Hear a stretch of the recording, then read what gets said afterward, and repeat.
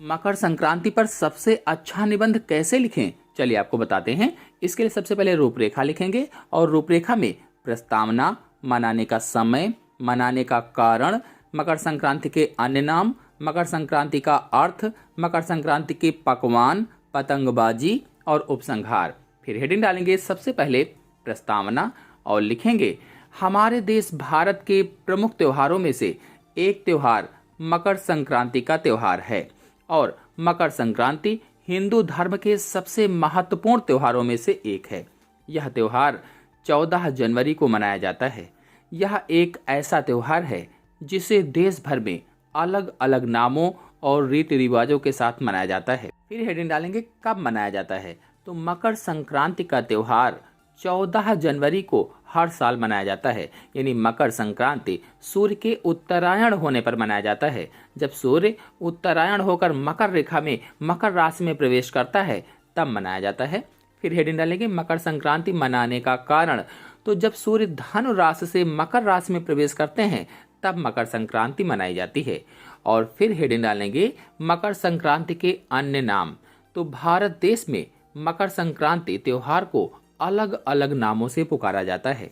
जैसे आंध्र प्रदेश, केरल, कर्नाटक में इसे संक्रांति कहा जाता है। कहाँ कहाँ? आंध्र प्रदेश में, केरल में, कर्नाटक में इसे संक्रांति के नाम से जाना जाता है। और तमिलनाडु में इसे पोंगल पर्व के नाम से जानते हैं। तमिलनाडु में किस नाम से? पोंगल पर्व के नाम से जाना जाता है। पंजाब और हरियाणा में इसे लोहड़ी के नाम से जाना जाता है। असम में इसे बिहू के नाम से मनाया जाता है। हर प्रांत में इसका नाम और मनाने की तारीख भले ही अलग अलग हो, परंतु मनाने की खुशियां और मान्यता एक ही है।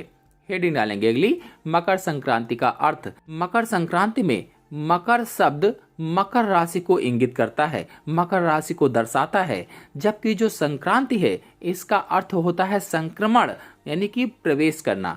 मतलब मकर संक्रांति के दिन सूर्य धनु राशि से मकर राशि में प्रवेश करते हैं। एक राशि को छोड़कर दूसरी राशि में प्रवेश करने को ही संक्रांति कहा जाता है। अर्थात इस दिन सूर्य देव मकर राशि में प्रवेश करते हैं। फिर हेडिंग डालेंगे मकर संक्रांति के पकवान, तो मकर संक्रांति में पकवान भी हर क्षेत्रों में अलग अलग होते हैं, लेकिन दाल और चावल की खिचड़ी इस पर्व की प्रमुख पहचान होती है। विशेष रूप से इसे घी के साथ खाने का महत्व है। इसके अलावा तिल और गुड़ का भी मकर संक्रांति पर विशेष महत्व होता है। तिल और गुड़ के लड्डू भी बनाए जाते हैं। इस दिन सुबह जल्दी उठकर स्नान किया जाता है, पूजा अर्चना की जाती है। फिर हेडिंग डालेंगे पतंगबाजी। मकर संक्रांति हर्षोल्लास का त्योहार है। इन सब मान्यताओं के अलावा मकर संक्रांति पर्व पर पतंगबाजी का भी बहुत ही महत्व है। इस दिन लोग बेहद आनंद और उत्साह के साथ पतंगबाजी करते हैं। कहीं कहीं पर तो पतंगबाजी का आयोजन बहुत बड़े पैमाने पर किया जाता है, जिसमें छोटे से लेकर के बड़े सभी खुशी खुशी हिस्सा लेते हैं। फिर हेडिंग डालेंगे उपसंहार। तो इस प्रकार मकर संक्रांति पूजा पाठ को महत्व देता है, साथ ही स्नान और दान करके पुण्य कमाने का भी दिन होता है।